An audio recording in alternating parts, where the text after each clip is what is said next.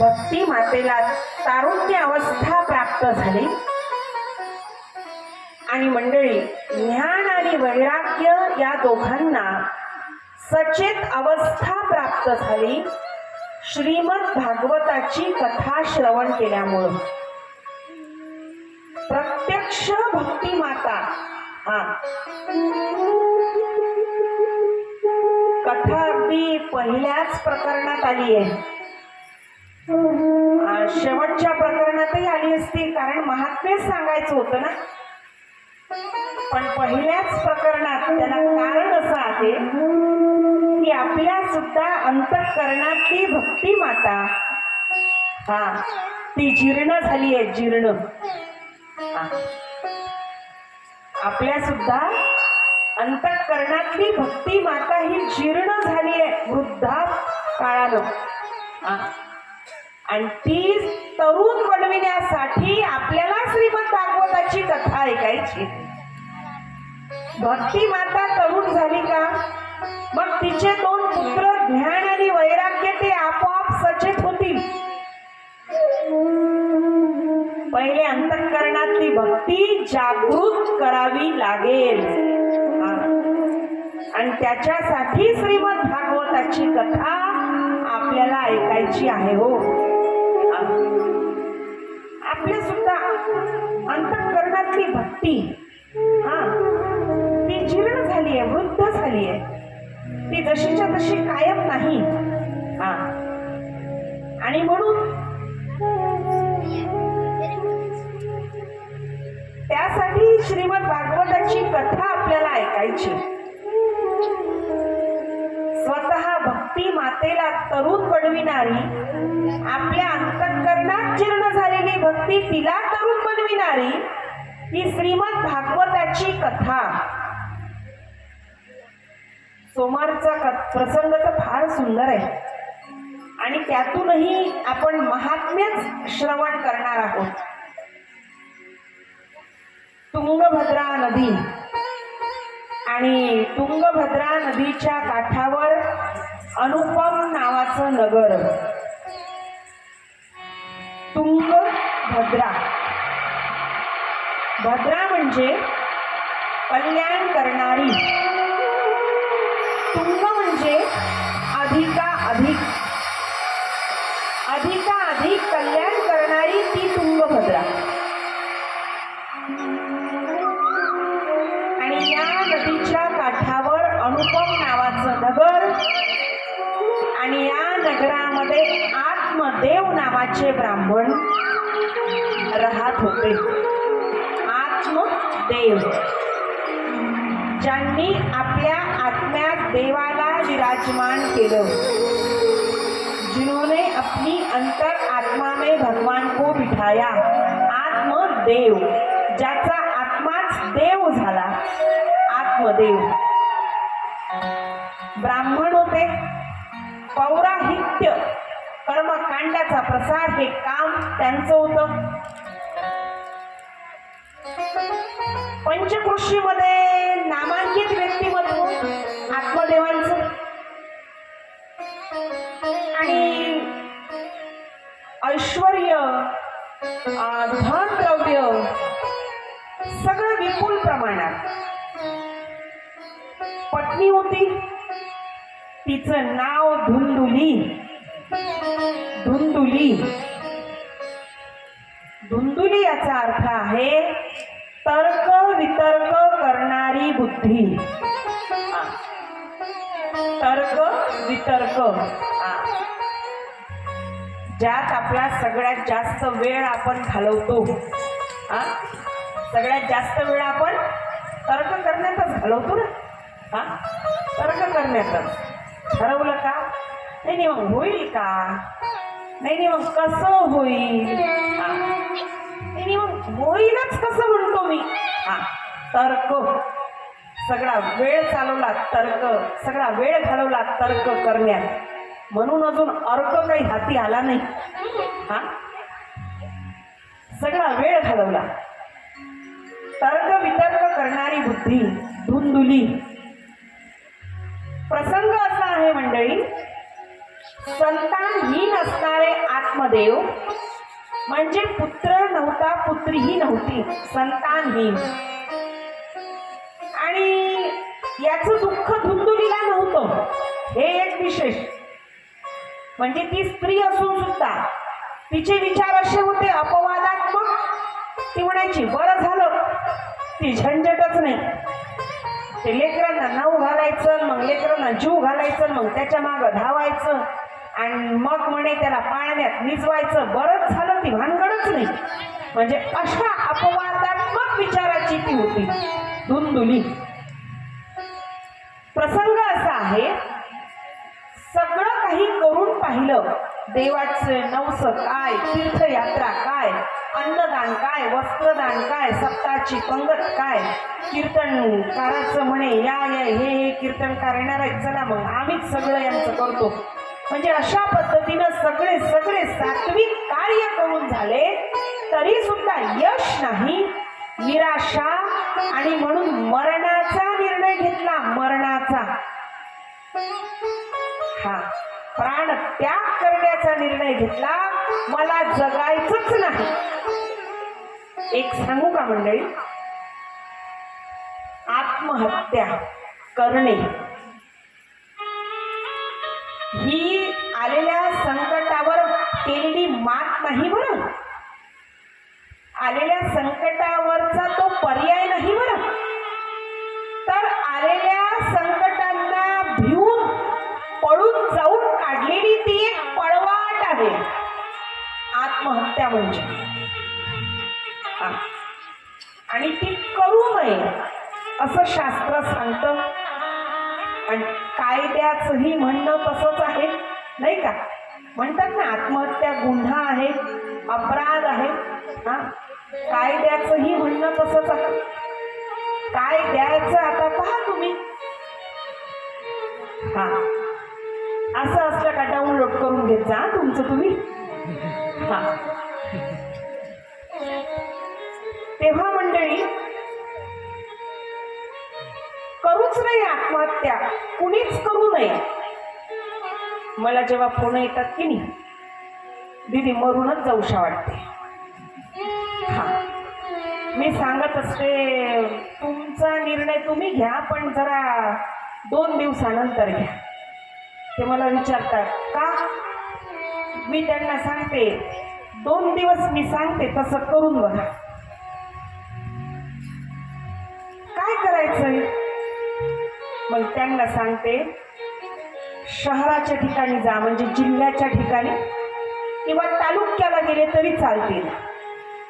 तिथं बघा एक दवाखाना असतो, सरकारी दवाखाना त्याचं नाव.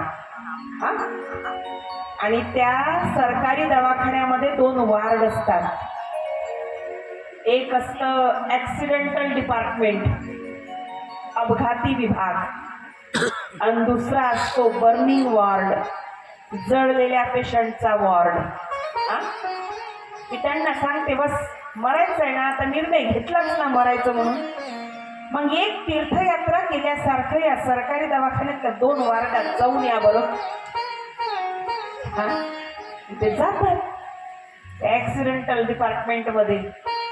तिथं कसे कुणाचे पाय कसे अटकवलेले, कुणाचं नुकतंच ऑपरेशन झालेलं, कुणाच्या पायात प्लेट काय टाकल्या, कुणाच्या पायात रॉड काय टाकले, कुणाचे पाय नट बोलताना काय कसले, वर काय बांधले.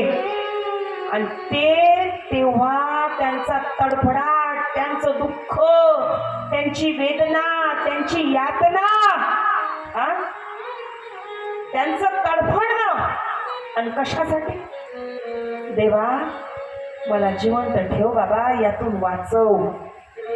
एवढं दुःख असतानाही वाचव म्हणून प्रार्थना करणारे, आणि आपण एक इच्छा पूर्ण झाली नाही म्हणून मरणाचा निर्णय घेणारे.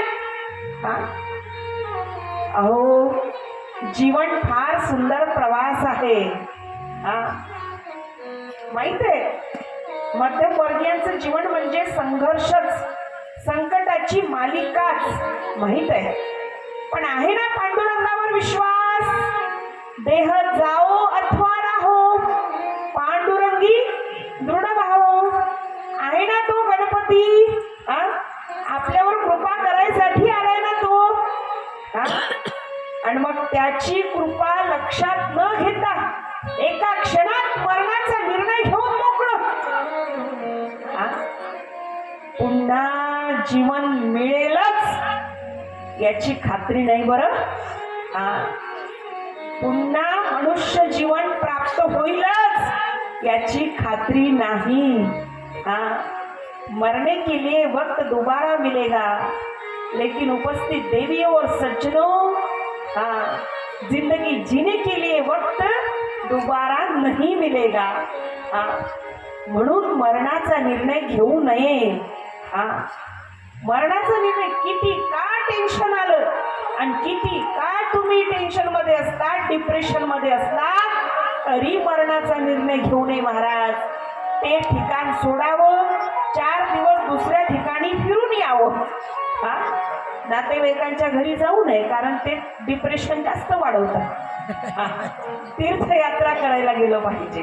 ना त्यातील ना त्यातील घ्या आता डाउनलोड करून. ना त्यातील ते कशातलेच नाही. आणि म्हणून एखादी तीर्थयात्रा करायला नक्की जावं. सरकारी दवाखान्याचा फेरफटका मारून यावा. जळलेले पेशंट मांस गळत आहे, त्यांच्या अंगावरचं मांस गळत आहे, थपथप रक्त गळत आहे. थपथप रक्ताचे थेंब सांडत आहे आणि ते त्या मृत्यूशय्येवर जीवन मिळण्यासाठी भगवान परमात्म्याची प्रार्थना करत आहे. आणि आपलं सही सलामत शाबूत शरीर असताना आपण म्हणतो नाही मरूनच जावं, नाही मरूनच जावं.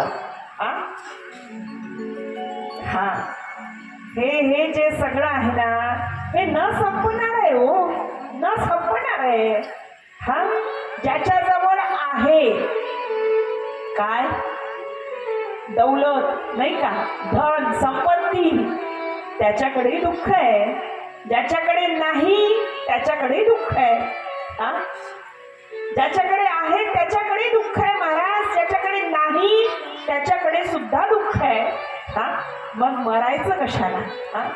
यातून वाट काढायची. पांडुरंगावर विश्वास ठेवून, श्री गणपती बाप्पावर विश्वास ठेवून यातून मार्ग काढायचा. केल्याने होता आहे रे, आधी केलीची पाहिजे. शोधा म्हणजे सापडेल. मार्ग शोधावा लागेल. जर शोधायची तयारी असेल ना तर निश्चित सापडेल. मंडळी,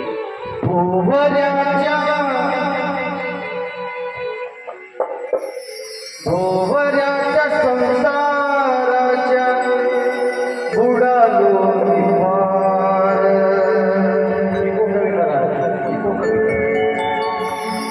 भोवऱ्याच्या संसाराच्या बुडालो पार.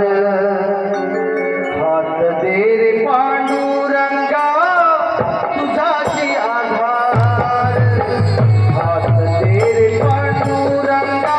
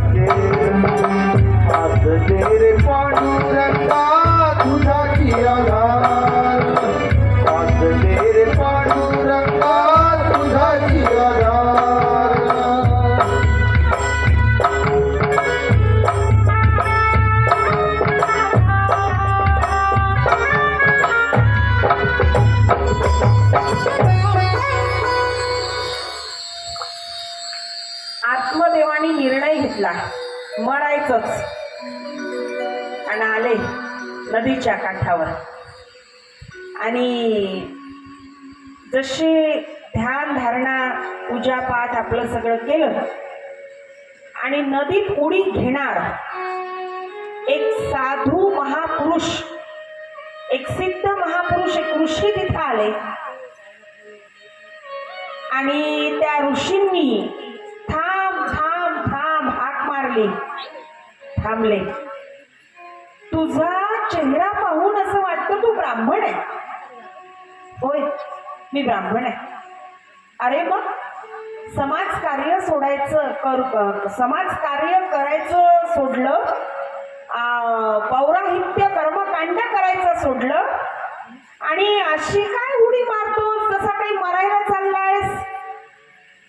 म्हणे तुम्ही अगदी योग्य ओळखलं, मला मरायचंच आहे, प्राण त्याग करायचा आहे. मी नाही जगू शकत. का?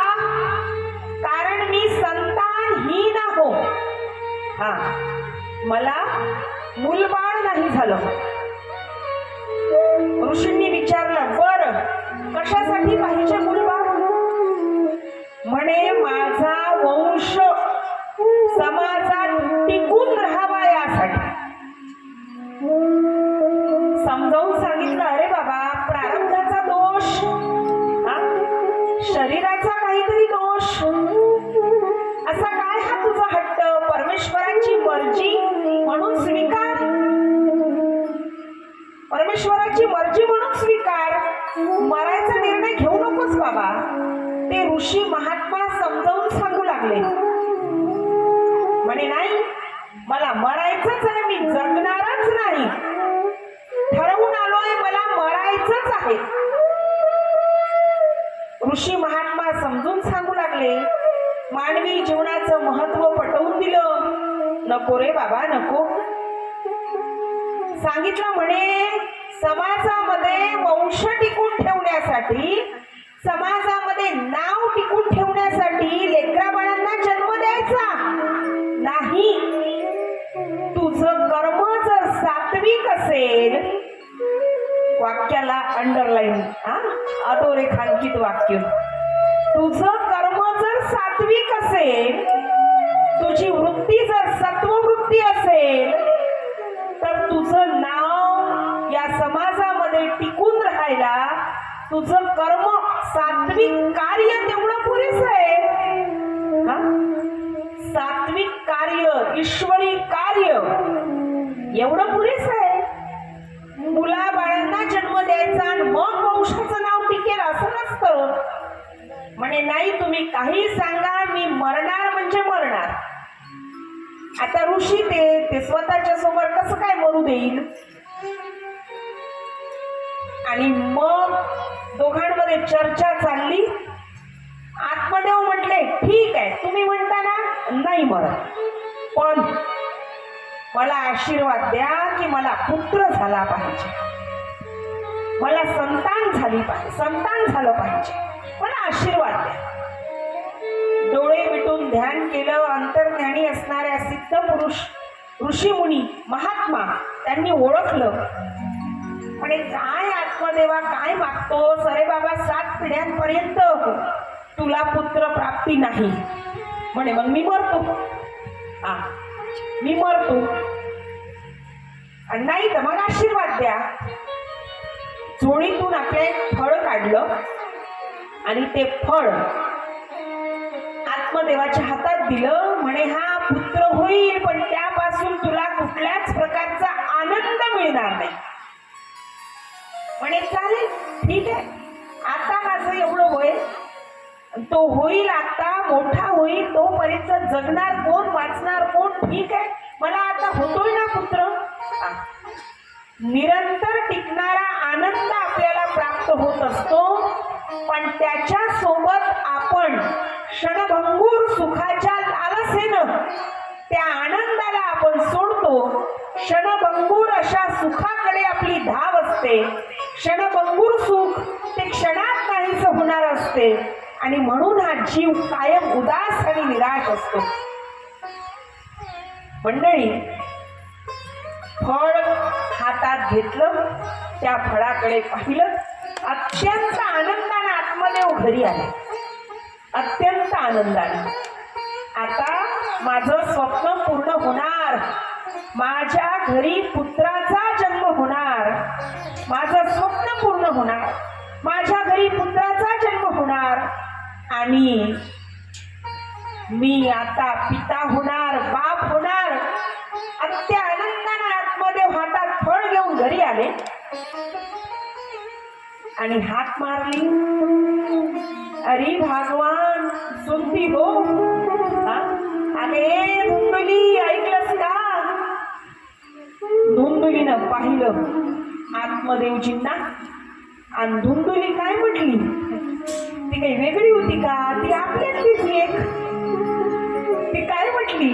ती म्हटली हा आले, बरं झालं आले. मला माहीतच होतं जातात जीव द्यायला पण येतात तासाभरात परत. मला माहीतच होतं. 29 वर्ष झाली आपल्या लग्नाला, तुमचं काय मला माहित नाही? तुमचं काय माहित नाही का? थोडस झालं चाललो मी जीव द्यायला, थोडस झालं चाललो मी जीव द्यायला आणि येतात परत तासाभरात. ती आपल्यातलीच एक धुंदुली. तिला म्हटलं बाई तुझी वटवट बंद ठेव, मी काय सांगतो तेवढं ऐक. आणि मंडळी तिच्या हातात फळ दिलं, हे तुला खावं लागेल आणि मग आपल्याला पुत्र प्राप्ती होईल. ती म्हटली याच भानगडीच्या मी दूर पडते, तुम्ही नेमकी हीच भानगड माझ्यासाठी घेऊन आलात होय? तिनं त्या फळाकडे चौफेर पाहिलं. मनात विचार आला, तर्क वितर्क करणारी बुद्धी, मनात विचार आला. फळ खाल्ल्यानं कुठं मुलं बाळ होतेच काय? फळ देवघरात ठेवलं. अगं धुंदुली खाऊन घे ग म्हणे, सगळी कामं होऊ देते, निवांत खाते. आणि हिनं काय केलं? हिच्या मैत्रिणीला विचारलं, हिच्या बहिणीला विचारलं. बहुतेक ग्रंथामध्ये बहीण आहे, बहुतेक ग्रंथामध्ये मैत्रीण आहे.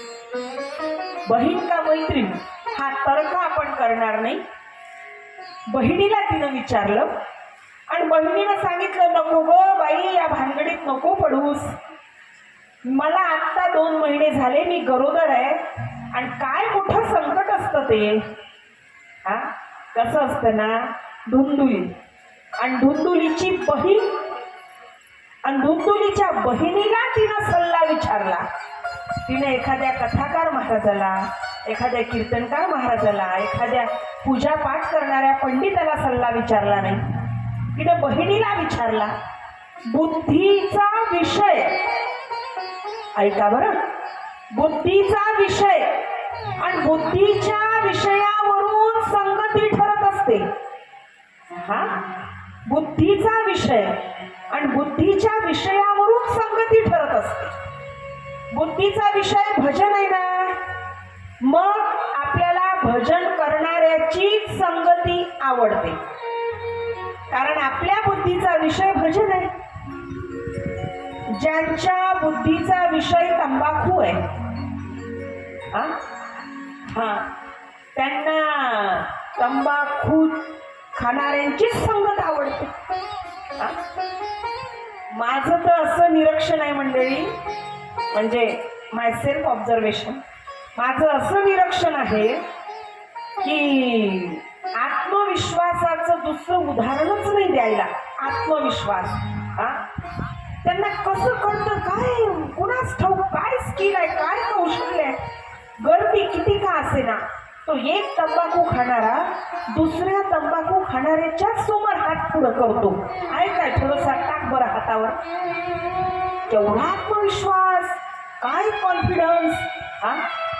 दुसरं बरं तंबाखू याच्याजवळ असला, त्याला चुना शोधायचा असतो, पण चुना शोधायसाठी सुद्धा काय कॉन्फिडन्स महाराज. ज्याच्याकडे आहे त्यालाच म्हणतो दे बरं थोडा खिशातला. म्हणजे आहे काय विचारायचं नाही, थेट दे बरं थोडा खिशातला. केवढा कॉन्फिडन्स, केवढा आत्मविश्वास.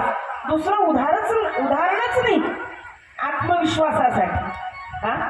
सांगा बरं, तंबाखू खाणाऱ्यांना तंबाखू खाणाऱ्यांची संगत आवडते, दारू पिणाऱ्यांना दारू पिणाऱ्याची संगत आवडते. यांना किती का नवीन गावात नेऊन सोडा, ते यांचे 4 सोबती घरी घेऊनच डोलत डोलत घरी येतील. हा, बुद्धीच्या विषयावरून संगती ठरत असते, बुद्धीच्या विषयावरून. धुंदुलीचा विषय होता तर्क वितर्क. तिची बहीण, हा, आणि तिनं सल्ला विचारला, तिच्या बहिणीनं सल्ला दिला, नको ग बाई या भानगडीत पडू. मग काय करू? तुझ्या घरी एवढ्या मोठ्या गायी आहेत गोठ्यात, घालते एखाद्या गाईला खाऊ घाल. आणि गोठ्यातल्या गाईला तिनं फळ खाऊ घातलं. ज्या जीवाची आध्यात्मिक शक्ती जागृत नसते, आता ऐका बरं, ज्या जीवाची आध्यात्मिक शक्ती जागृत नसते तो जीव कृती करतो, कार्य करतो, परिणामाचा विचार न करता. परिणामाचा विचार करत नाही, कार्य करून बसतो, कृती करून बसतो, परिणामाचा विचार करत नाही. कारण आध्यात्मिक शक्ती जागृत नाही महाराज, आध्यात्मिक अनुष्ठान नाही म्हणून. आणि आता धुंदुलीनं खाऊ घातलं गाईला फळ, आणि जसं गाईला फळ खाऊ घातलं काही दिवसातच गाय सगर्भा राहिली. गाईला दिवस गेले. म्हणे हा कसा काय साक्षात्कार? आजपर्यंत माझ्या अंगणातल्या झाडाला फूल आलं नाही, गोठ्यातली एकही गाय फळली नाही, हे कसं काय? आणि हे जर माझ्या पतीला कळलं तर मग आता मला विचारतील, मी काय सांगू? परत बहिणीला सल्ला विचारला आणि तिनं सांगितलं नाटक कर, नाटक. तिनं सांगितलं नाटक कर. आणि मग कर्नाटक, तिनं नाटक सुरू केलं. आणि मंडळी अशा पद्धतीनं ती गरोदर असल्याचं आत्मदेवांना कळलं. आत्मदेव आनंदी झाले. गरोदरपणाचा काळ नाटक करण्यात व्यतीत झाला आणि प्रसूतीची वेळ झाली. कारण गोशाळेतल्या गाईला, गोमातेला मानवी देह आकार असणारा पुत्र झाला, ज्याचं शरीर माणसासारखं होतं. म्हणे आता माझी पंचायत आहे, आता मी काय करू? आणि मग तिच्या बहिणीनं सल्ला दिला. 2 महिने म्हणजे 1.5 महिना झाला म्हणे, मला प्रसूती झाली, माझी, मला पुत्र झाला, माझा काय तुझा काय? असं कर, यालाच आपण दाखवू, तुझा पुत्र म्हणून घोषित करू. ठरलं मग. हा मंडळी, इंटरनेट नसताना, व्हॉट्सअप नसताना सगळं जसंच्या तसं झालं बरं. जसं ठरवलं होतं तसं झालं सगळं.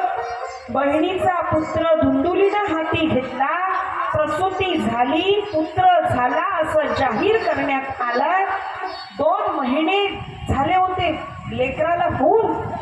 म्हणे असा सुंदर धष्टपुष्ट पुत्र मला झाला, मी भाग्यवान.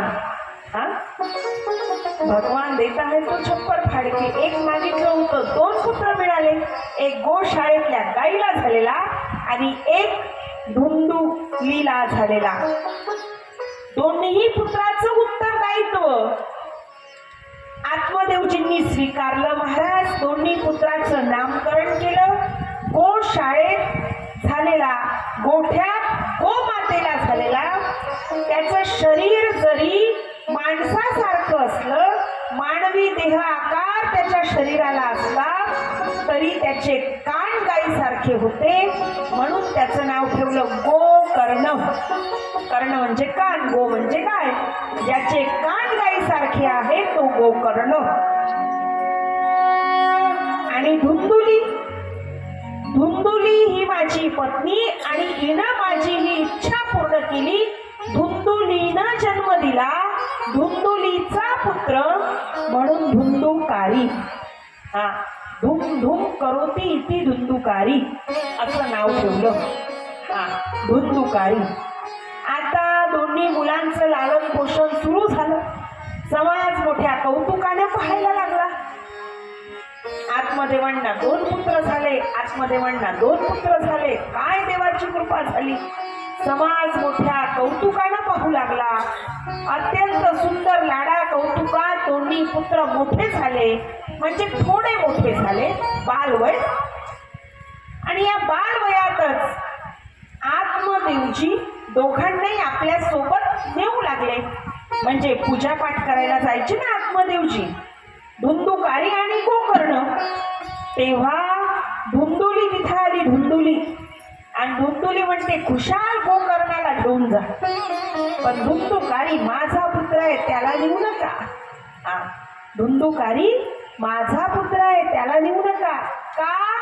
त्याचं हे खेळायचं वय आहे, त्याचं हे खेळायचं बागडायचं वय आहे, त्याला नेऊ नका म्हटली. आणि मग काय झालं? अतिरेक झाला, अतिरेक. धुंदुलीच्या लाडाचा, धुंदुलीच्या कौतुकाचा. आणि त्या अतिरेकाचा दुष्परिणाम झाला. गोकर्ण आत्मदेवजींसोबत जाऊ लागले. गोकर्ण आत्मदेवजींसोबत जेव्हा जात होते तेव्हा वारंवार मंत्राचं उच्चारण त्यांच्या कानावर पडत होतं.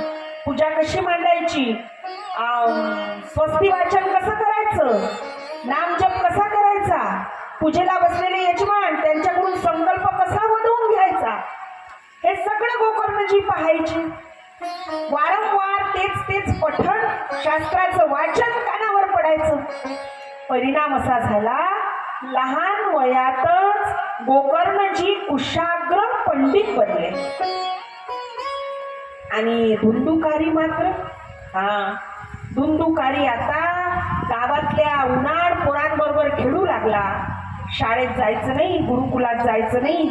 मग गावात पोरं कोण शिल्लक आहेत, ते पोरं उन्हाळ पोरं, त्या उन्हाळ पोरांबरोबर धुंदुकारी खेळू लागला, टवाळक्या करू लागला. त्या पोरांनी सांगितलं, जा तुझ्या आईकडून पैसे मागून आण. धुंदुकारी घरी यायचा, आईकडून पैसे मागून आणायचा. आईनं विचारावं की नाही कशाला पाहिजे पैसे. आईनं एक शब्दही विचारायचा नाही, पाहिजे तेवढे पैसे द्यायचे. असं करत करत धुंदुकारीची मागणी वाढली. 100 रुपये, 200 रुपये, 1000 रुपये, 5000, 10,000 धुंदुकारीची मागणी वाढली. आणि वाटेल तेवढा ऐवज, वाटेल तेवढं धन धुंदुकारी आई जवळून नेऊ लागला. आता काय झालं, वडिलांना हे जेव्हा कळलं तेव्हा वडील म्हणाले, हे चुकीचं आहे, तू त्याला विचार. 2-2 रात्रा तो घरी येत नाही, त्याला विचार, चुकीचं आहे हे. ती म्हणायची, काय चुकीचं? आपल्या एकुलता एक वारस आहे ना आपला, आपल्या इष्टिणीचा एकुलता एक वारस आहे ना. मग आजही त्याचंच, उद्याही त्याचंच. अगं पण त्याचं भविष्य त्याच्यावर निर्भर आहे की नाही. मग त्याला विचारणा केली पाहिजे की नाही. 2 रात्र तू घरी येत नाही, तू कुठं होतास? धुंदुली म्हणायची, नाही, माझा त्याच्यावर विश्वास. मंडळी, आत्मदेव प्रतिकार करायचे, विरोधात बोलायचे. एक दिवस धुंदुकारीने आत्मदेवावर हात उचलला. गोकर्णजींनी सांगितलं, पिताजी इथं राहूच नका, तुमचा अपमान झाला, इथं राहू नका, वानप्रस्थाश्रम सुरू करा. गोकर्णजी निघून गेले, आत्मदेवही निघून गेले. आणि आता काही दिवस पर्यंत जे जवळ होतं ते सगळं धुंदुकारी देऊ लागली. चांदीचे भांडे दिले, सोन्याचे अलंकार दिले, मोत्याचे आभूषण दिले, धन द्रव्य सगळं देऊ लागली. एक दिवस तिच्या गळ्यातलं मंगळसूत्र तोडण्याची वेळ आली. म्हणे, अगं जुगार खेळायसाठी मी त्या मित्रांकडून ऋण घेतलंय, त्यांना मला द्यायचंय. ती म्हटली, सगळं देऊन झालंय तुला, आता माझ्याजवळ काहीच शिल्लक नाही. म्हणे, मला देण्यासाठी जर तुझ्याजवळ काहीच शिल्लक नाही, जगण्याचा तुला अधिकार नाही, मर, आताच्या आता मर. तिला लाथा मारून घराच्या बाहेर हाकललं. तिला तो मानसिक धक्का सहन झाला नाही, तिला मरण आलं. तिचं मरण झालं. आता धुंदुकारी एकटा. ज्या मित्रांनी ऋण घेतलं होतं त्या मित्रांनी आठवडाभर वाट पाहिली.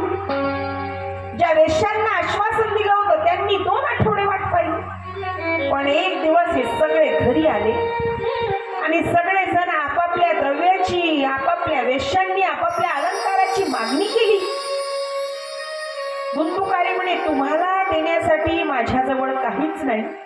आणि तेव्हा सगळ्यांनी धुंदुकारीला बेदम मारलं.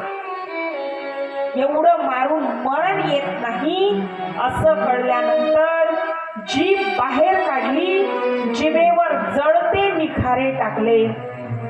इतक्या निकृष्ट पद्धतीनं धुंदुकारीला मारून टाकलं. धुंदुकारीचा करुण अंत झाला. हा गोकर्ण आणि धुंदुकारी.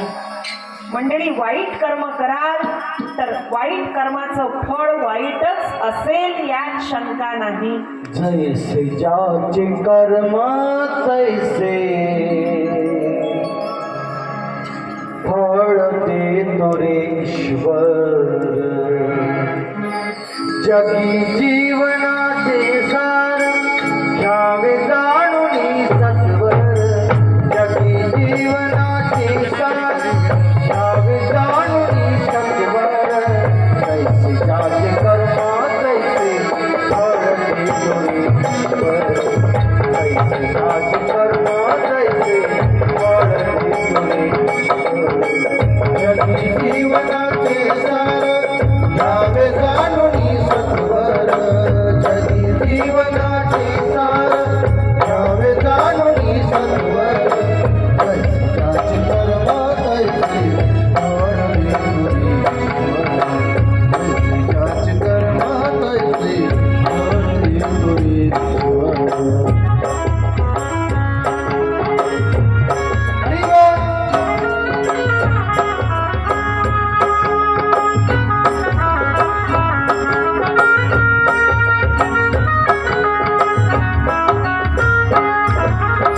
क्षणिक सुखासाठी कोणी होती ती जीवन. कुणी त्यागी जीवन आपले जगी करण्यानंतर.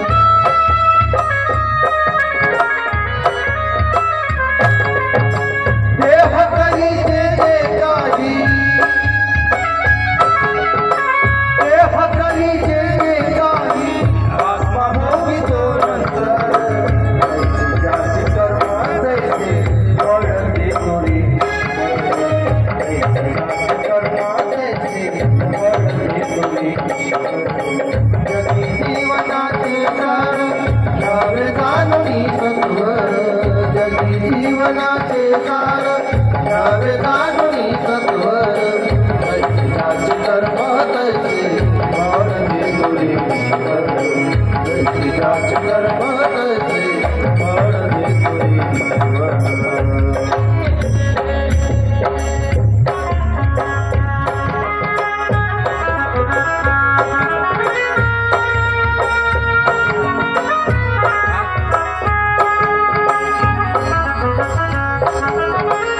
हरी बोल. ज्ञानी असो की अज्ञान, जगी आहे नंतर. मृत्यूला न चुकती कोणी, थोर असो अथवा दान. सोड सोड माया साई, सोड सोड माया साई. आहे जग हे नश्वर. तैसे ज्याचे कर्म तैसे फळ देतो रे ईश्वर. ज्याचे कर्म तैसे फळ देतो रे ईश्वर. जगी जीवनाचे सार घ्यावे जाणून सत्वर. तैसे ज्याचे कर्म तैसे फळ देतो रे ईश्वर. तैसे ज्याचे कर्म तैसे फळ देतो रे ईश्वर.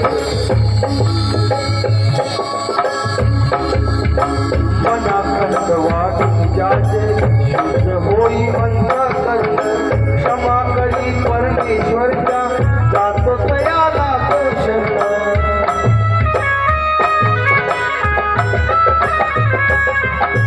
अंत पृथ्वीचा बघ आला, अंत पृथ्वीचा बघ आला. हे चालती सुंदर. तैसे ज्याचे कर्म तैसे फळ देतो रे ईश्वर. जगी जीवनाचे सार घ्यावे जाणून सत्वर. जगी जीवनाचे सार घ्यावे जाणून सत्वर. तैसे ज्याचे कर्म ज्याचे कर्म तैसे फळ देतो रे ईश्वर जैसे ज्याचे कर्म तैसे फळ देतो रे ईश्वर धुंदुकारीच्या निधनाची वार्ता ही जेव्हा गोकर्णजींना कळली, गोकर्णजी तिथं आले आणि गोकर्णजींनी अंत्यविधी सगळा पूर्ण विधिवत पार पाडून पिंडदानादी सगळं पवित्र कार्य करून काही दिवस त्या ठिकाणी वास्तव्य केलं. पण जसं गोकर्णजींनी वास्तव्य केलं महाराज, काही विलक्षण आकृत्या गोकर्णजींना दिसू लागल्या. एक दिवस हिम्मत केली आणि एका आकृतीला प्रश्न विचारला, तुम्ही कोण आहात ग? तेव्हा उत्तर आलं, दादा, अरे मी तुझा धाकटा बंधू धुंदुकारी. आश्चर्य वाटलं. जिवंतपणी कधीच दादा म्हणून हाक ऐकली नव्हती. धुंदुलीनं ती कधी मारू दिली नव्हती हाक. मरणानंतर म्हणे, अरे बाबा, माझा भाऊ, त्याचं तर मरण झालंय, मी पिंडदान केलंय. म्हणे, दादा, तू पिंडदान केलंय, तू अंत्येष्टी केली, पण त्यावेळी मी मुक्त व्हावं अशी माझी इच्छा नव्हती. अरे का बरं? मरणाऱ्याची जोपर्यंत इच्छा नाही की त्यांनी मुक्त व्हावं, तोपर्यंत मरणारा मुक्त होत नाही. तुम्ही मग हरिद्वारला जाऊन पिंडदान करा, गयेला जाऊन पिंडदान करा. मुक्त होण्यासाठी मरणाऱ्याचीच इच्छा लागते. तुम्ही मग किती मोठी तेरवी करा, मुक्त होण्यासाठी मरणाऱ्याचीच इच्छा लागते. म्हणजे माझी इच्छा नव्हती, पण मी आता तुला सांगतोय, मला मुक्त कर. प्रश्नच पडला. पण गोकर्णजी सूर्यदेवाचे उपासक होते. सूर्यदेवाला अर्धे वाहत असताना गोकर्णजींनी प्रश्न विचारला, हे नारायण देवा, काय करू मी? आणि तेव्हा सूर्यदेवांनी सांगितलं, म्हणे, श्रीमद भागवताची कथा आणि त्या कथेच्या श्रवणानं धुंदुकारी मुक्त होईल. आणि मग तुंगभद्रा नदीच्या काठावर अनुपम नगरामध्ये धुंदुकारीच्या मरणानंतर धुंदुकारीला मुक्त करण्यासाठी श्रीमद भागवत कथेचं आयोजन झालं हो. आणि आत्ता पहिला दिवस, पहिलं सत्र, पहिली कथा. आणि आत्ता धुंदुकारीला विचार पडला, मी कथा ऐकायला कसं जाऊ? धुंदुकारीला प्रश्न पडला, मी कथा ऐकायला कसं जाऊ? कारण कथा ऐकायला कोण येतं महाराज? जे जिवंत आहेत ते. कथा ऐकायला कोण येतं? जे जिवंत आहेत ते. आहात ना? आहात ना? आपल्या असण्यावर आपल्याला एवढा संशय, हो म्हणायला इतका वेळ? माझ्या समोर सगळे पुतळे बसवले का काय? आहात का नाही? काल मौन व्रत होतं, आज काय आहे? मी प्रश्न विचारला, कथा ऐकायला जे जिवंत आहेत ते येतात. आणि म्हणून योगायोगाने मी प्रश्न विचारला, जे तुम्ही सगळे आव्हाने कथा ऐकायला आलात, आहात का नाही? तरी मागचे संशयातच आहे अजूनही.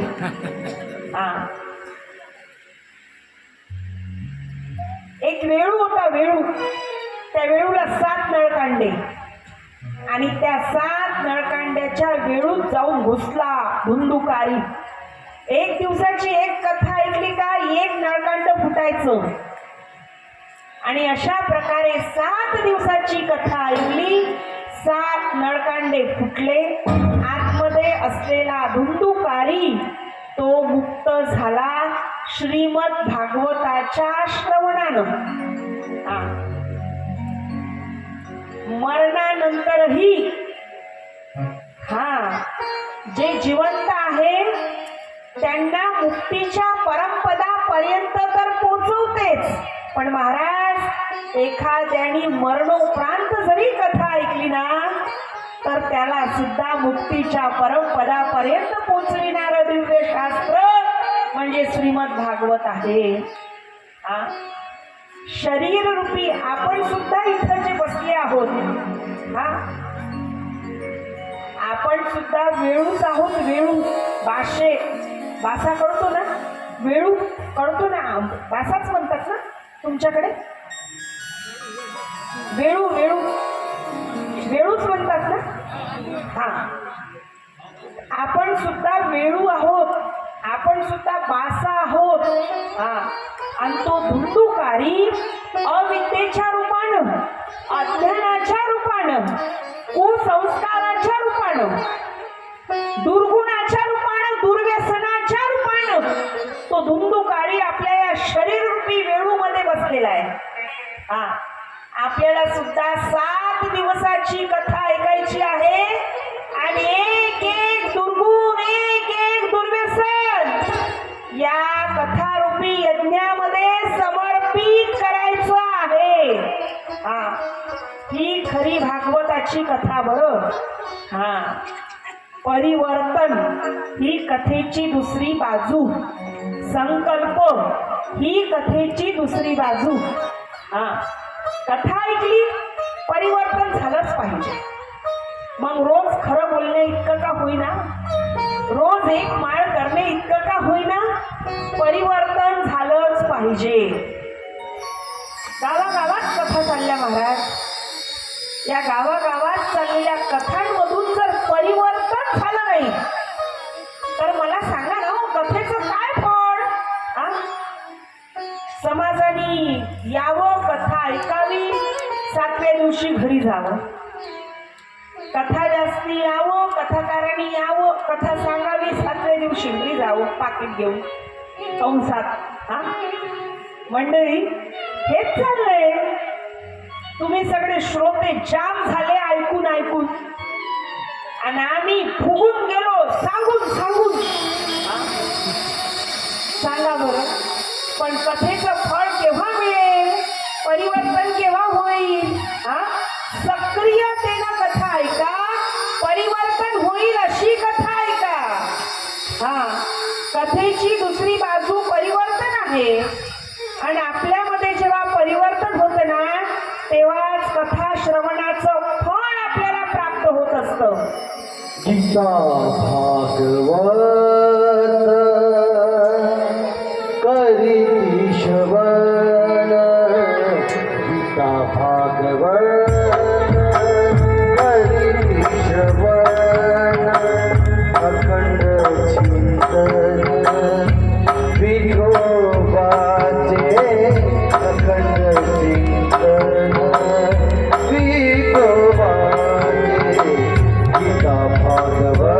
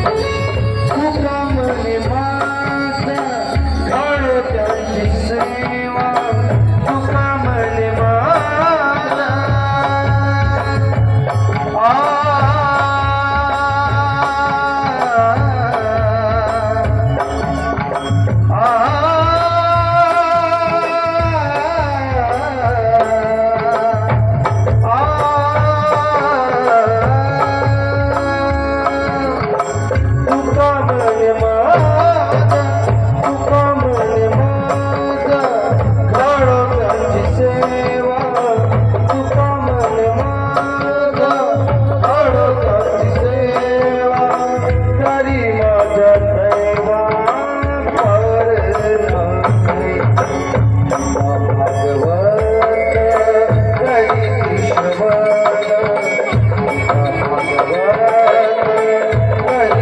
ईश्वर अखंड कीर्तन इको माझे अखंड कीर्तन इको माझे अखंड कीर्तन इको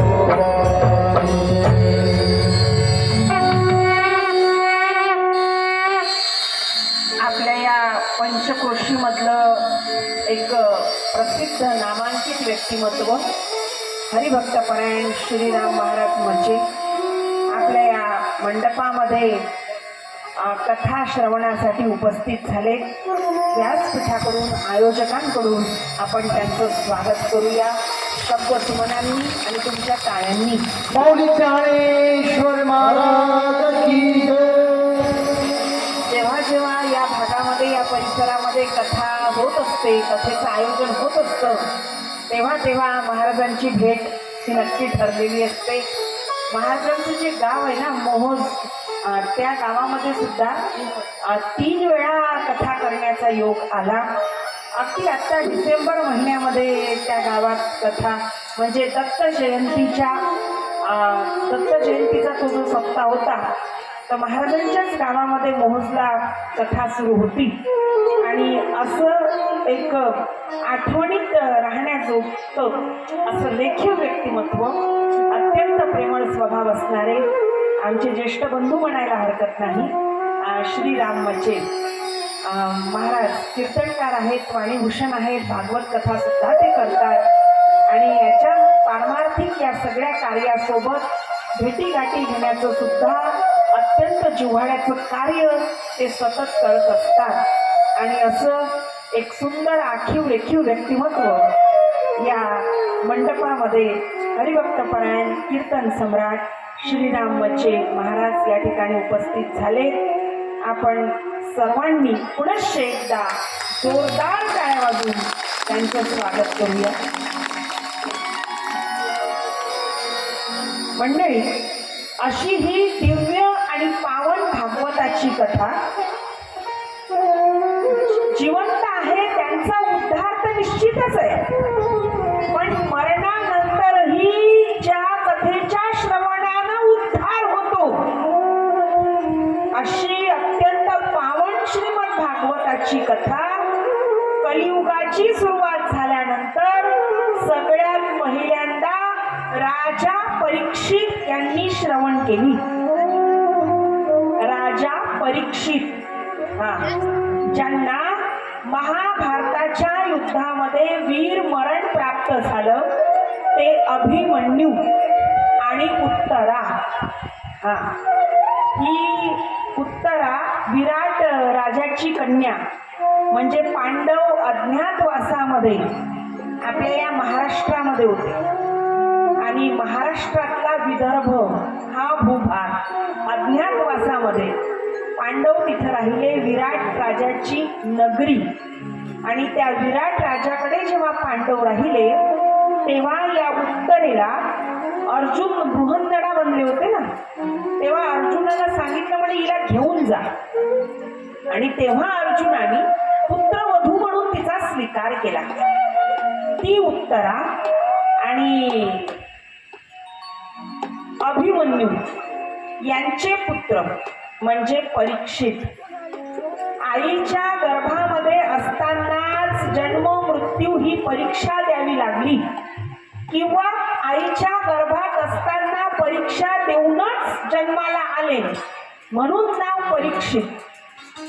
मंडळी, परीक्षा अशी होती की द्रौपदी मातेच्या शिबिरामध्ये येऊन तिच्या 5 पुत्रांना मारल्यानंतर अश्वत्थामा यांचा तो मणी काढून घेतला आणि तू कधीच मरणार नाही असं श्राप वजा वरदान त्यांना दिलं. कारण द्रौपदीनं सांगितलं होतं म्हणे मारू नका, हत्या करू नका. आणि त्या पद्धतीनं मग एका मोठ्या माणसाचा अपमान सुद्धा, म्हणजे प्रतिष्ठावान व्यक्तिमत्व असतं ना, त्यांचा अपमान सुद्धा मरणासारखाच असतो. आणि म्हणून काय केलं, तो मणी काढून घेतला आणि म्हणे आता तुम्ही मरणारच नाही. आणि अशा पद्धतीनं सप्त चिरंजीवापैकी एक अश्वत्थामा, भगवंताची कृपा झाली होती पण ती स्वीकारता आली नाही. दुष्टबुद्धी, काय करायचं, म्हणे वचन दिलंय दुर्योधनाला, मी यांचा एकही वंशच जिवंत ठेवणार नाही. द्रौपदीच्या 5 पुत्रांना तर मारून टाकलं, पण आता अद्याप एक वंशच अजून जिवंत आहे. कोण होतं? उत्तरेच्या पोटातील गर्भ. आणि मग त्या गर्भावर ब्रह्मास्त्र सोडलं. उत्तरा थेट भगवान श्री कृष्णाकडे आली. अगदीच अर्जुन द्वारिकेमध्ये सोडण्यासाठी कृष्णाला, अगदीच तो प्रसंग, रथात बसण्याची वेळ श्रीकृष्णाची. कारण आता म्हणे सारथी अर्जुना तू हो आणि कृष्णाला द्वारिकेत सोडून ये. महाभारताचं युद्ध संपल्यानंतरचा प्रसंग आहे हा. म्हणे आता तू सोडून ये कृष्णाला द्वारिकेमध्ये. आणि म्हणून भगवान श्रीकृष्ण रथामध्ये बसण्याची ती घटिका. आणि त्यावेळी धावत उत्तरा आली भगवान श्रीकृष्णाकडे आणि तिने सांगितलं माझ्या पोटात दुखतंय आणि ते असं दुखतंय, मला अनुचित काहीतरी प्रकार वाटतोय. एका क्षणात अंतर्ज्ञानाने सर्व शक्तिमान सर्वज्ञ असणाऱ्या श्रीकृष्णाने जाणलं आणि सुदर्शन चक्राचं कवच उत्तरेच्या पोटातील गर्भाच्या भोवताल तयार केलं आणि अश्वत्थाम्याच्या ब्रह्मास्त्रापासून त्याचं संरक्षण केलं. आणि मंडळी, अशा पद्धतीनं आईच्या उदरात असताना जन्म मरणाची परीक्षा द्यावी लागली. आणि म्हणून जन्मानंतर नाव ठेवण्यात आलं परीक्षित. मंडळी, पांडवाचे एकमेव वंशज परीक्षित. आणि जेव्हा कलियुगाचं सगळ्यात पहिल्यांदा भेट होते म्हणा, दर्शन तर म्हणता येणार नाही, कलियुगाची भेट होते. गाईला मारत असताना भयंकर आक्राळ विक्राळ अशा काळ्याकुट्ट स्वरूपाचा एक अत्यंत कुरूप माणूस परीक्षिताला दिसतो. काय रे बाबा, तू गाईला का मारतो, गोमातेला का मारतोस? आणि म्हणून विचारणा केल्यानंतर तो सांगतोय, अरे मी कलियुग आहे, कलियुग. आता इथून पुढं माझं राज्य असणार आहे.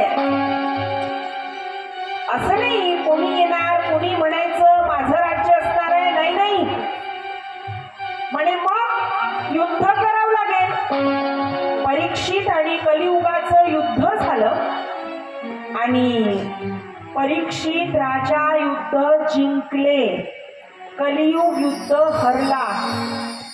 पण हरल्यानंतरही परीक्षिताजवळ विनंती केली, अरे बाबा मी युद्ध हरलो, मला माहित आहे, मला तुझं संपूर्ण राज्य नको, तुझ्या राज्यातल्या काही जागा देऊन टाक.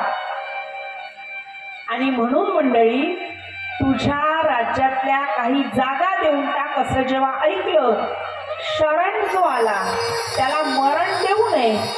आणि म्हणून मग तुला काय पाहिजे, तेव्हा सगळ्यात पहिल्यांदा मदिरापान, हिंसाचार, व्यभिचार, जुगार आणि सुवर्ण म्हणजे सोनं, या 5 जागा मला देऊन टाक. परीक्षित राजाने विचार केला, हिंसाचार, व्यभिचार, जुगार, मदिरापान हे सगळं तर आपल्या राज्यात नाहीच. पांडवांचं राज्य होतं ना, हे सगळं आपल्या राज्यात नाहीच. राहून राहून किती दिवस राहील. आणि असं म्हटलं देखील म्हणे हे तर माझ्या राज्यात काहीच नाही म्हणे माझं मी पाहून घेईन गड्या तू फक्त हो म्हण हा आणि मग हातामध्ये जल घेतलं जलांजली वाहिली संकल्प सोडला आजपासून या 5 जागा तुझ्या मदिर आलंय हिंसाचार जिथं चालतो व्यभिचार जिथं चालतो जुगार जिथं खेळला जातो आणि 5वी सुवर्ण असं म्हटलं जातं मग असा प्रश्न विचारला जातो की सोन्यात मग कलियुग आहे का हा तर या ठिकाणी याचा अर्थ असा होतो सुवर्ण म्हणजे अनितीनं आणलेलं धन अनितीनं प्राप्त केलेलं धन पण मग धन शब्द वापरला नाही सुवर्ण का शब्द वापरला त्याला कारण असं होतं महाराज पूर्वीच्या काळी जे देवाणघेवाणाचे व्यवहार चालायचे ना ते देवाणघेवाणाचे व्यवहार सुवर्ण मुद्रा देऊन चालायचे म्हणजे पूर्वीच्या काळी जी करन्सी होती ना ती गोल्ड होती हा पूर्वीच्या काळचं जे व्यवहाराचं चलन होतं ना देवाणघेवाण करण्याच्या व्यवहाराचं जे चलन होतं ना ते सुवर्ण होतं आणि तो संदर्भ लक्षात ठेवून इथं सुवर्ण शब्द वापरला याचा अर्थ असा आहे अनितीनं प्राप्त केलेलं धन हा नाही तर मग लगेच सांगितलं बा काल सोन्याजवळ कलियुग आहे मग सगळं काढून ठेवायला असलं नसलं तुम्ही याल कथेला तिकडे नाही चोर हा असं होता कामा नये हा समजून घ्या मुद्दा समजून घ्या त्यावेळी सुवर्णाची म्हणजे गोल्ड करन्सी होती आणि म्हणून हे इथं सुवर्ण असा शब्द वापरला 5 जागा दिल्यानंतर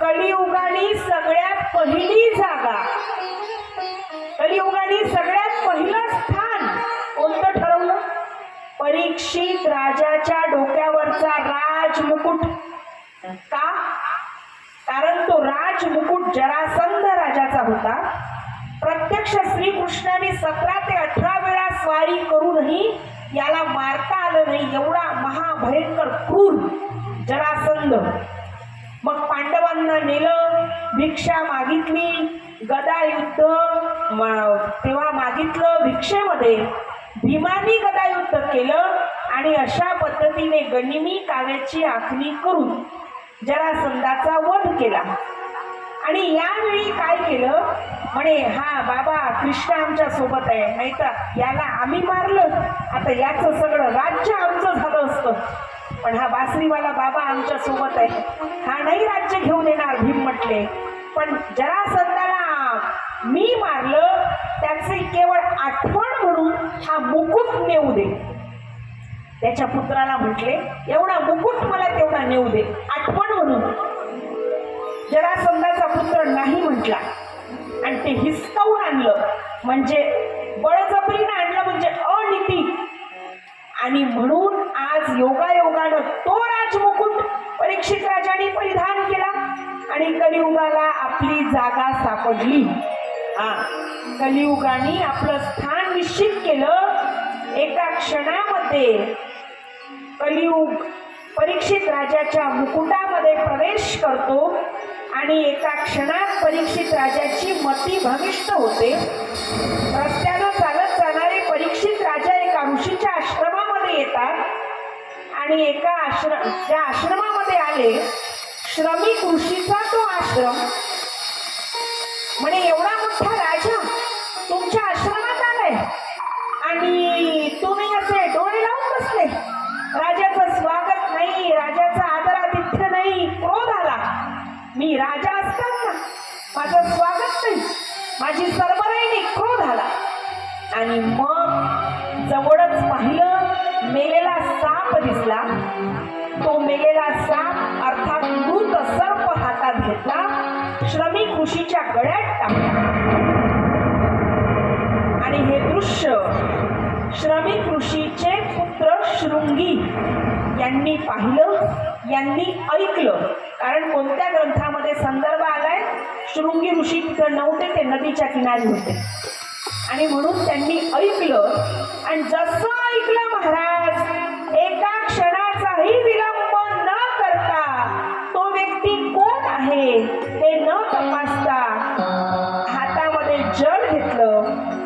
संकल्प सोडला, श्रापवाणीचा उच्चार केला. ज्या कुण्या व्यक्तीनं माझ्या पिताजींचे गळ्यात मृत सर्प टाकून त्यांचा अपमान केला, तो व्यक्ती आजपासून 7व्या दिवशी तक्षक नागाच्या दंशाने मरेल.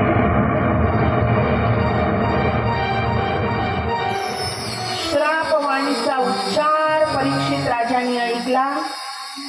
ऋषीपुत्र शृंगी यांच्या मुखातून निघालेली श्रापवाणी असत्य ठरणार नाही याची खात्री परीक्षित राजाला होती आणि म्हणून चिंता वाटू लागली. कशाची? मरणाची नाही. माझ्या उद्धारासाठी माझ्याजवळ 7च दिवस शिल्लक आहे. आता या 7 दिवसात माझ्या उद्धाराची सोय कशी होईल? या 7 दिवसात माझ्या उद्धाराची व्यवस्था मी कशी करू? आणि मग सुदैवानं जनक राजा आणि जनक राजांनी ज्यांचा शिष्य म्हणून स्वीकार केला ते कृष्णद्वैपायन श्री व्यासजींचे पुत्र वैराग्य चूडामणी श्री शुकदेव यांची भेट झाली. नव्हे, शुकदेव स्वतःहून गेले असाही संदर्भ काही ग्रंथामध्ये आहे. आणि चिंतेचं कारण विचारलं. 7व्या दिवशी मरण, चिंतेचं कारण सांगितलं. म्हणे माझ्या पिताजींनी माझ्या हातामध्ये एक शास्त्र ठेवलंय, त्याचं नाव आहे श्रीमद भागवत. आणि मी सांगतो परीक्षिता, तू या श्रीमद भागवताचं श्रवण कर. मृत्यूविषयी निर्भय तर तुझ्या मनात तयार होईलच, पण तुझा उद्धारही निश्चित होईल, तुला सद्गती निश्चित प्राप्त होईल. आणि म्हणून कलियुगामध्ये सगळ्यात पहिल्यांदा परीक्षित राजांनी श्री शुकदेवाच्या मुखारविंदामधून स्वतःचा उद्धार व्हावा या पवित्र हेतूनं हरिद्वार इथून जवळच अंतरावर असलेल्या गंगा नदीच्या पावन पवित्र किनारी अर्थात शुकताल या पवित्र तीर्थस्थळी महादेवाचे मंदिरात वटवृक्षाचे खाली बसून ही कथा श्रवण केली. आणि आमच्या भाग्यानं, आमच्या अहोभाग्यानं हीच कथा श्रवण करण्याचं पुण्यफल आम्हाला प्राप्त झालं. मंडळी, तेच शुकदेव आणि ते परीक्षित राजा आज आपल्या मंडपामध्ये येत आहेत. श्री कृष्ण गोविंद हरे